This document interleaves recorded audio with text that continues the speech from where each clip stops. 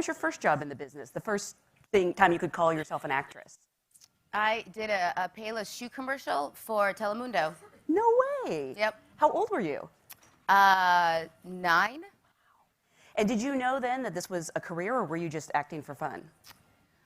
Oh, no, I was acting for fun. I don't even think it was a plausible career. I still am baffled by the fact that I can call it a career. I had to ask my parents' permission to drop out of college when I was 20. No, I lied. When I was like 18. Really? Yeah. So even after that 70s show, which you started when you were 14, I think. I started when I was 14. I was doing 70s while going through public school in LAUSD. Wow.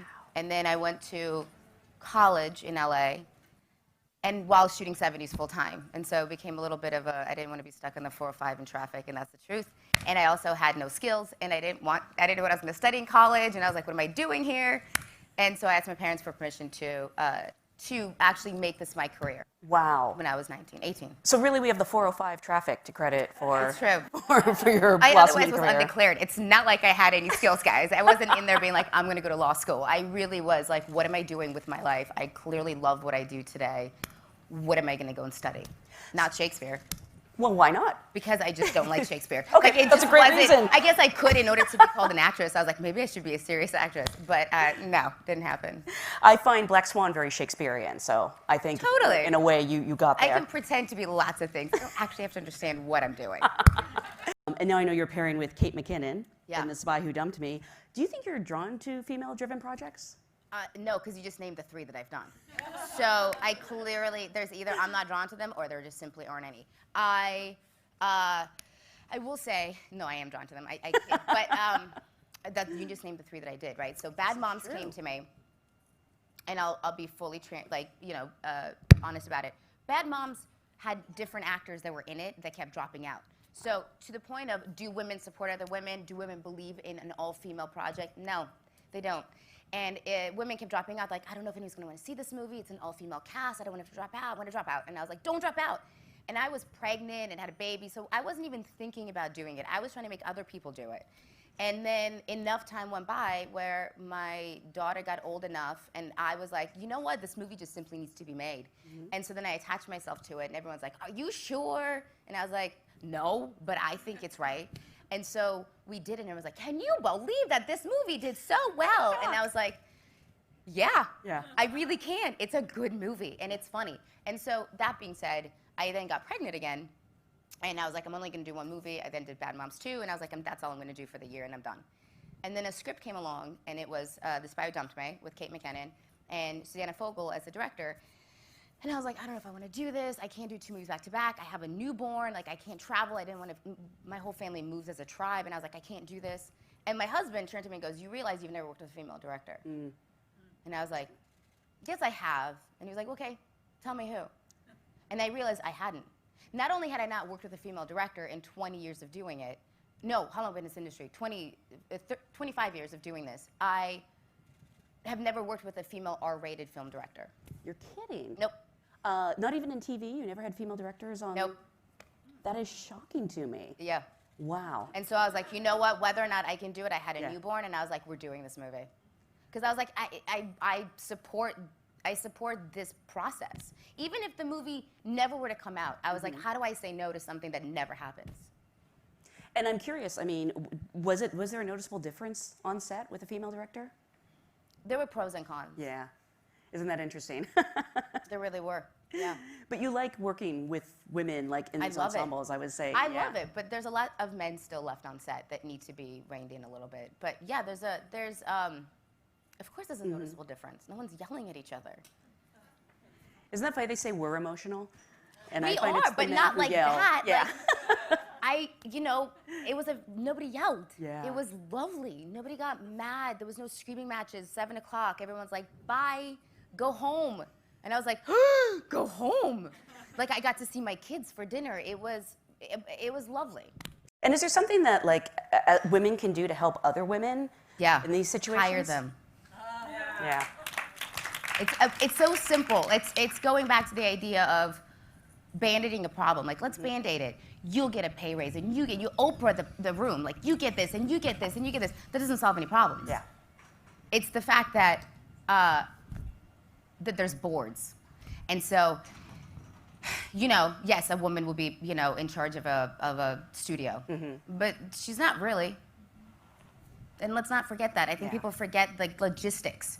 And it's like saying that the president has, you know, say in the government. They really don't.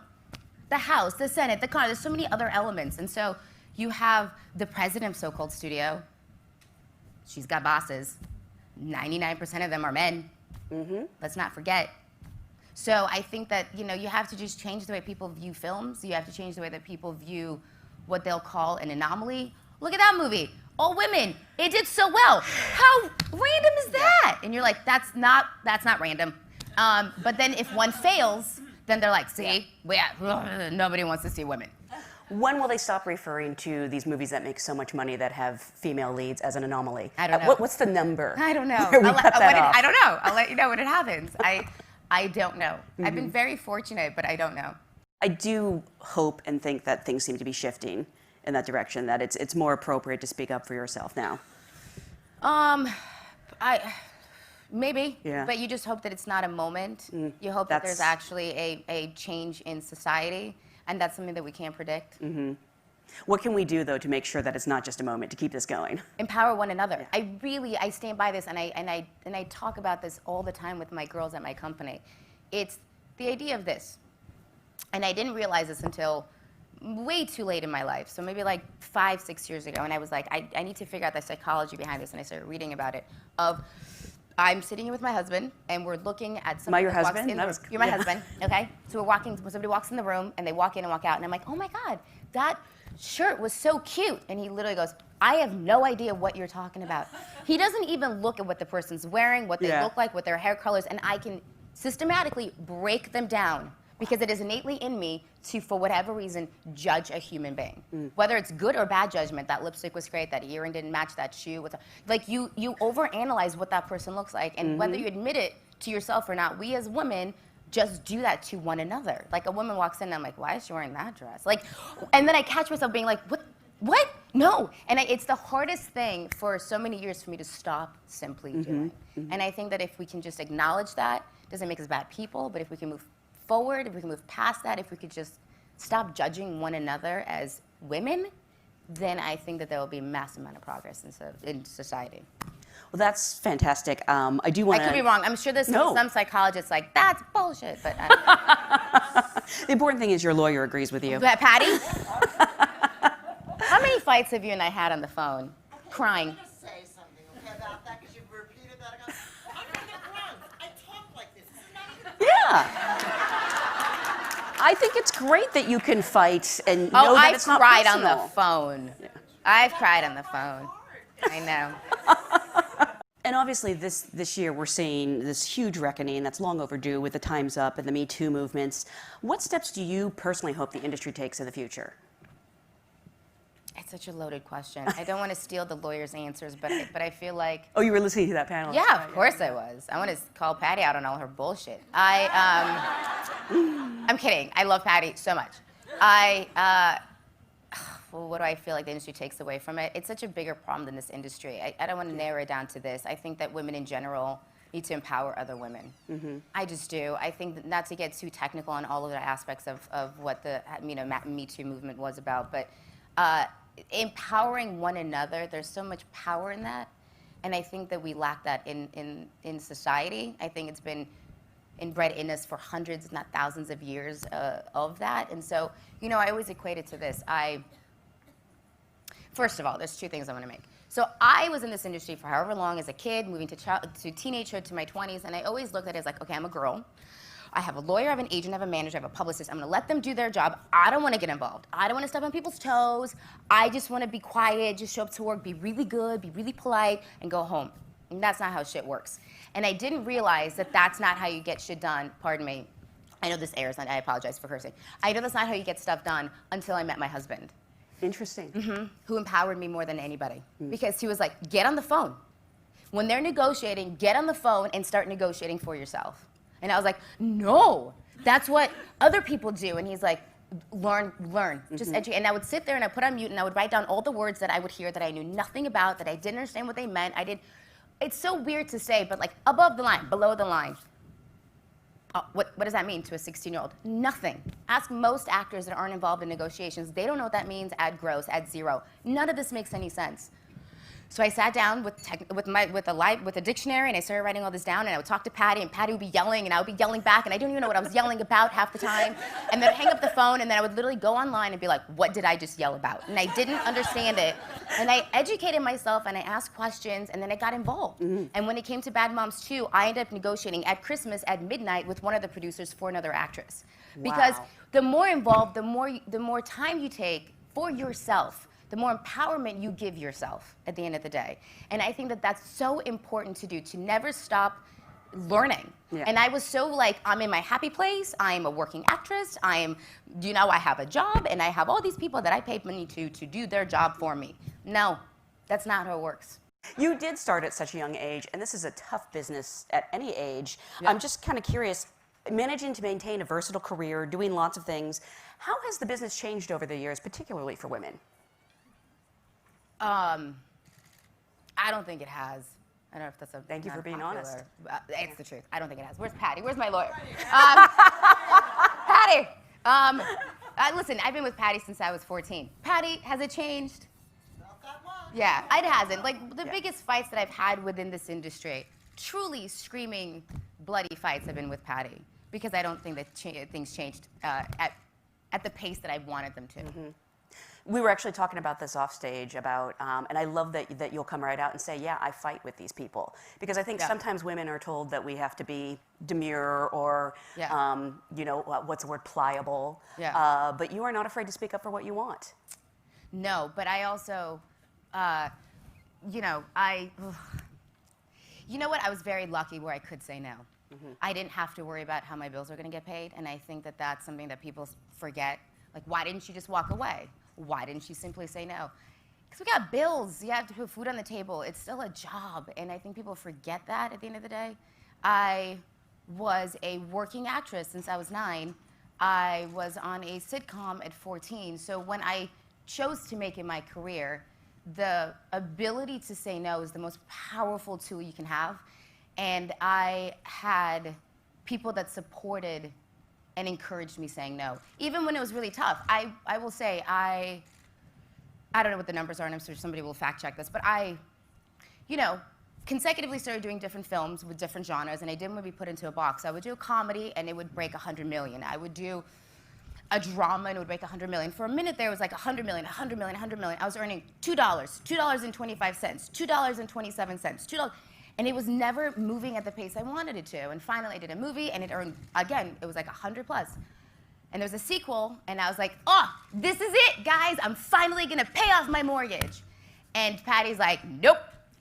And I was like, what do you mean, no? And it was the day that I realized I can say no, and I walked away. But to somebody else's point here, and I think it might have been yours, Patty, someone else stepped in and took the price that was offered. No, it took less than what the price was offered. And so, it's a hard business. And then do you also have to worry about, hurting the relationships with people you say no to? Or are you able to just put that in another box? Yeah. I don't anymore. But I grew up. This is a skill that I think people have to learn. You know what? I became a mom. I really think that it changed when I was like, and I don't know how else to say without sounding like an asshole, but I had better things to concern myself with than some stranger's opinion of whether or not I was a bitch. That's amazing. Yeah. But hold on. No. This is not, hold on. I'm in a position where I can do that. I want to be really clear about this. And I think somebody said it. It might have been one of the lawyers up there. You said that you have powerful women that didn't get messed with. That's taking away from the actual victims. That's accusing them of not being powerful. And that's not the truth. It's not about the powerful aspect. It's about the power that you can have. Do you have kids to support? Because that takes away your power. Do you have a mortgage to pay? That takes away your power. I don't want anybody to forget that I'm very lucky. I've been doing this. I have amazing parents. They never take a penny. I have an incredible savings account. I know how to invest. Like, I'm very lucky in how I view my finances, and that allows me to make different decisions. You've always, I don't know, I shouldn't say always, but you've had a good sense of yourself, so I don't know if people have messed with you as much on set, but... Sure. Oh, really? Sure, but I'm an actress. So yes, like, I feel like everyone's gonna have some story to tell. I'm not like that special, sure. But I will say, I have always had female management and lawyers and representation that have always empowered me. I also had a dad that was gonna murder someone. Like, I never questioned my strength as a woman, ever. I was very much raised to be a very strong, independent thinking girl. How can we raise more girls like that and boys who are open to that? Raise boys that are nice. Yeah. It's not the, it's, yes, raising girls that are independent and smart and great is a wonderful job, and we should all do it. But what's more important than that is teach boys that have respect. Like, the one thing that I learned, and I have a boy and a girl, is this concept of like, oh, they're just a boy. Oh, that's just a boy thing. Boys do that. No, they don't. They don't have to punch. They don't have to pull hair. They don't have to tease because they're a boy. Like, that's not a constant. We don't have to make it a constant. And so I think teach kids to simply be nice. Teach them to be nice with one another. Teach them to have empathy. Teach them to have respect for themselves, for that animal, for their surroundings, for their house, for that water, for that, like, just have respect for things in life. And I think that through time and through generations, it will have an impact. So you're acting, you're producing, you're developing projects. Is there anything else you want to do in it? Not to add to your workload, but what I'm getting at Not is... writing is my point. What are you getting at? I want to see you directing. Oh, maybe one day. Yeah. You know what, I can actually recently been like, you know, I probably could do this. I just have to figure out, the time and figure out exactly how to go about it. Here's one thing I'm not going to do, guys. Write. Okay? I apparently use too many ellipses. I don't properly structure a sentence. I am not going to be a writer. Directing, maybe. Maybe. Yeah. Yeah, absolutely. I am a huge fan of the ellipses and the semicolon, so... I'll send you my emails. I won't forward them to my partner over here who fixes all my emails. Before they go out? Yes. Oh, I need They all go you. through Lisa. Well, again, I cannot wait for your movie this Thank summer. you. It looks like so much fun and such a great cast, and I'm excited to see this director, Susanna, in action. She's great. And thank you so much for being here, and thank you guys for being a great audience. Thank you. Thank you. For letting me wing it.